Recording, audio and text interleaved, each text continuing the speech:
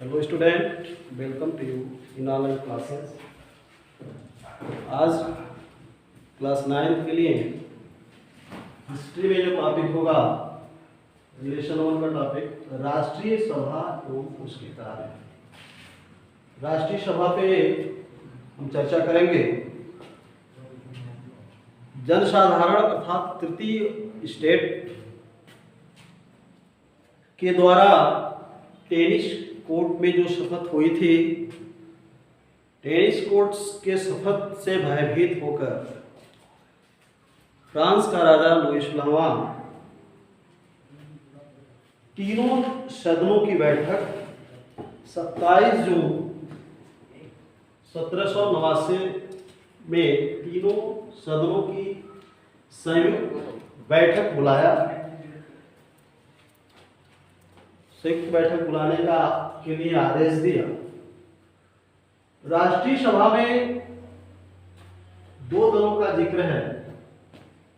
राष्ट्रीय सभा में दो दल थे, जिसमें पहला दल जैकोबिन दल के नाम से जाना जाता है। जैकोबिन दल जो है, इनकी जो आंदोलन है, ये लोग जो समाज में परिवर्तन चाह रहे हैं, जो व्यवस्था चाह रहे हैं, और उनका जो तरीका है, उनका तरीका उग्रवादी आतंकी तरीका है। और ये लोग फ्रांस में प्रबल गणतंत्र के समर्थक हैं। प्रबल गणतंत्र, जैसा कि आप गणतंत्र के विषय में जानते ही हैं कि राजा का चुनाव होना चाहिए, मत के द्वारा सरकार का चुनाव होना चाहिए। तो जो बदलाव चाहते हैं जैकोबिन दल, उनका जो तरीका है वो उग्रवादी तथा प्रबल गणतंत्र के समर्थक हैं। और इस दल के जो प्रमुख समर्थक हैं, प्रमुख नेता हैं, जिनमें रोबेस्पियर का नाम सबसे प्रमुख है। इसके अलावा दांते और डॉक्टर भाटा जैकोबिन दल के प्रमुख नेता के रूप में जाने जाते हैं। दांते, रोबेस्पियर और डॉक्टर भाटा। इसमें से जो दूसरा दल है, जिसका नाम संविधानवादी दल या जीरोंदिस्ट के नाम से जाना जाता है। संविधानवादी दल, यानी कि इस दल के जो नेता थे, इस दल के जो समर्थक थे, मुख्य रूप से लाफायते तथा ओवेसिये, ये दो प्रमुख नेता संविधानवादी दल के या अथवा जीरोंदिस्ट दल के नेता थे। और इन्होंने जो फ्रांस में राजतंत्र की बात की है, वो ऐसी राजतंत्र की बात की है जो संविधानवादी, अर्थात राजा तो हो, लेकिन उसका जो व्यवस्था है, उसका जो कानून है, वह संविधान के तहत हो। अर्थात राजा राजतंत्र अस्तित्व में बना रहे, लेकिन उसमें संविधान को जोड़ के देखा गया। ऐसी व्यवस्था संविधानवादी दल के तहत इन नेताओं ने फ्रांस में ऐसी व्यवस्था की कल्पना की। इसके जो प्रमुख नेता हैं लाफायते तथा ओवेसिये। इसके बाद से ये तो राष्ट्रीय सभा का एक छोटा सा परिचय है। राष्ट्रीय सभा क्या है, जिसमें उनके अगले पॉइंट में हम पढ़ेंगे उसके कार्य। अर्थात राष्ट्रीय सभा ने जो कार्य किए, जो महत्वपूर्ण कार्य किए, उनमें सबसे पहला जो काम है, सबसे महत्वपूर्ण कार्य है, नागरिकों के जन्मजात मौलिक अधिकारों की घोषणा 27 अगस्त 1789 को की गई। अर्थात राष्ट्रीय सभा के द्वारा 27 अगस्त 1789 ईस्वी में नागरिकों के जन्मजात मौलिक अधिकारों की बात की गई। चूंकि आप जानते हैं, इसके पहले नागरिकों को कोई जन्मजात मौलिक अधिकार प्राप्त नहीं थे। विशेषाधिकारों पर जो अधिकार था वह कुलीन वर्गों, पादरियों, सामंतों को अधिकार मिला हुआ था, जिसके विरोध में फ्रांस की संक्रांति हुई थी। तो ऐसे में हम देखते हैं कि राष्ट्रीय सभा का जो पहला काम है वह है कि नागरिकों के लिए जन्मजात मौलिक अधिकार की घोषणा, यानी कुछ ऐसे मानवीय अधिकार की घोषणा की गई और उस पर व्यक्ति का अधिकार जन्म लेने के उपरांत जन्म से ही उनको प्रदान किया गया, जो 27 अगस्त 1789 को किया गया। इसके बाद से दूसरे पॉइंट में चर्च की संपत्ति को जब्त करने की घोषणा की गई और यह डेट है 10 अक्टूबर 1789।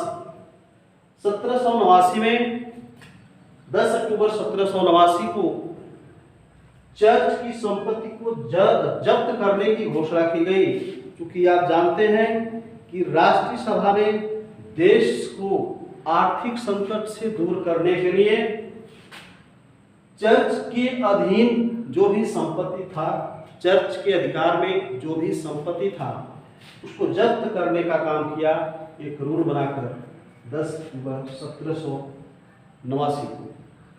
इससे चर्च की संपत्ति सीधे कानून के द्वारा किसानों में बांट दी गई और ऐसे में जनसाधारण की आर्थिक कठिनाइयां दूर होने का काम करने का काम किया गया। इसके बाद तीसरा जो कार्य है इसमें वह है संविधान का निर्माण। राष्ट्रीय सभा द्वारा संविधान का निर्माण किया गया और संविधान निर्माण में राजा की शक्तियों को कम किया गया और पादरियों को पोप की अधीनता से मुक्त किया गया। ये दो चीज प्रमुख रूप से समझिए कि संविधान के निर्माण के द्वारा राजा की शक्ति को कम किया गया, अर्थात राजा की अपार शक्तियों को जो वह अपने स्वेच्छा अनुसार निरंकुशवादी विचारधारा के तहत लोगों पर अपना अधिकार बनाए रखा था, उस शक्ति को कम कर दिया गया और साथ ही साथ पादरियों को प्रमुख पोप के अधीनता से मुक्त कर दिया गया। दूसरी जो नेक्स्ट पॉइंट, सामंती विशेषाधिकारों की समाप्ति। सामंती विशेषाधिकार जैसा कि आपको पहले ही बताया जा चुका है कि कुछ सामंत वर्ग को कुछ विशेषाधिकार प्रदान किए गए थे, जो उनके जन्म के आधार पर ही जन्म लेते ही उन्हें कुछ विशेष अधिकारों की प्राप्ति हो जाती थी। एग्जाम्पल, उनके अधिकार में अत्यधिक संपत्ति होना और कर न देने का जो विशेषाधिकार था, ऐसे अनेक प्रकार के सामंती अधिकार समाप्त कर दिए गए। नेक्स्ट कार्य जो है चुनाव द्वारा पादरियों की नियुक्ति। इसके पहले पादरियों की जो नियुक्ति होती थी वह कुछ खास राजा और सामंतों के चहेते व्यक्ति को ही पादरी बनाया जाता था। अतः ऐसे अर्थात वंशावली अपने सगे संबंधियों को ही पादरियों की नियुक्ति में स्थान दिया जाता था। अतः राष्ट्रीय सभा के नेक्स्ट जो कार्य में आप देखेंगे कि पादरियों की जो नियुक्ति होना शुरू हुआ वो किसके द्वारा होना शुरू हुआ? चुनाव के द्वारा। इसके बाद से जो लास्ट कार्य आप देखेंगे, राजा के अधिकारों में कमी की गई। राष्ट्रीय सभा द्वारा यह निर्णय लिया गया कि राजा की जो भी शक्तियां मिली हुई हैं, जो भी सर्वोच्च शक्तियां, सभी शक्तियां राजा के हाथ में निहित है, उसको कम करने का काम किया गया और इन शक्तियों का विकेंद्रीकरण करने का काम किया गया और इसको बांटा गया व्यवस्थापिका, न्यायपालिका और कार्यपालिका के हाथों में। अर्थात हम देख सकते हैं कि राष्ट्रीय सभा द्वारा राजा के अधिकारों में कमी करने का काम किया गया। इसी क्रम में अगला टॉपिक इसमें होगा जो फ्रांसीसी क्रांति में महिलाओं की भूमिका क्या है। तो फ्रांसीसी क्रांति में आपने पढ़ा होगा कि महिलाओं की जो भूमिका थी वो बहुत ही महत्वपूर्ण थी। इनकी सक्रिय भागीदारी के कारण फ्रांस की क्रांति फ्रांसीसी समाज में अनेक प्रकार के बदलाव देखने को मिले। अर्थात फ्रांसीसी क्रांति में महिलाओं का योगदान जो है बहुत ही महत्वपूर्ण है और इनके योगदानों के तहत फ्रांसीसी समाज में हम बहुत सारे परिवर्तनों को देख सकते हैं और बहुत सारे परिवर्तन या बदलाव आ सके। अगर इसमें ध्यान दें तो देखेंगे कि अधिकांश महिलाएं जो थी तृतीय स्टेट से संबंधित अधिकांश महिलाएं जिनका काम सिलाई बुनाई, कपड़ों की धुलाई, बाजारों में फल सब्जियों को बेचना अर्थात अन्य घरेलू कार्यों को करने में ही व्यतीत होता था, इनका यही काम था। अधिकतर महिलाएं जो है अशिक्षित होती थी। केवल उन्हीं महिलाओं कुलीन तथा धनी व्यक्तियों की महिलाएं ही कॉन्वेंट में पढ़ाई कर सकती थी। अर्थात महिलाओं की अगर बात करें तो कुलीन वर्ग और पादरी वर्ग की महिलाओं की दशा ही अच्छी थी, वही कॉन्वेंट स्कूल में पढ़ाई कर सकती थी और बाकी जो महिलाएं जनसाधारण तथा तृतीय स्टेट की जो महिलाएं थी उनका ज़्यादा से ज़्यादा काम कपड़ों की धुलाई करना, सिलाई बुनाई करना, फल सब्जियां बेचना और घरेलू काम भी करना था। इसी क्रम में हम देखेंगे कि 1791 का संविधान जब बना तो इस संविधान में महिलाओं को सबसे ज़्यादा निराश किया गया और इस रूप में कि उनको मताधिकार से वंचित रखा गया। 1791 का संविधान के द्वारा महिलाओं को मताधिकार से वंचित किया गया और उन्हें मत देने का अधिकार, असेंबली में निर्वाचित होने का अधिकार और अन्य राजनीतिक पदों पर कोई अधिकार नहीं मिला। इसलिए इनमें महिलाओं ने इसके लिए मांग करना शुरू किए, राजा के समक्ष, सरकार के समक्ष अपने अधिकारों और राजनीतिक पदों पे नियुक्ति के लिए मांग करना शुरू कर दिया। अपनी मांग को व्यापक रूप प्रदान करने के लिए महिलाओं ने महिला क्लब की स्थापना की।